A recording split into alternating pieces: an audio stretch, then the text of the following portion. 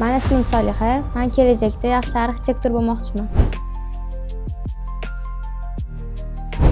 324-maktabda 9-sinf o'quvchisiman. Maktabdan bo'sh vaqtlarimda yosh arxitektor to'garagida shug'ullanaman.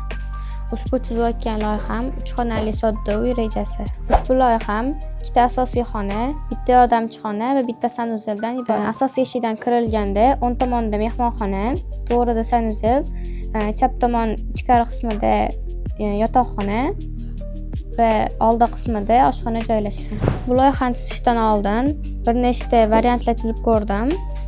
Tasdiqlangan loyihani qog'ozga ko'chirdim.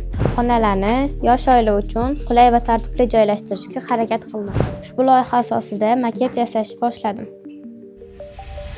Kelajakda yaxshi arxitektor bo'lishni xohlayman.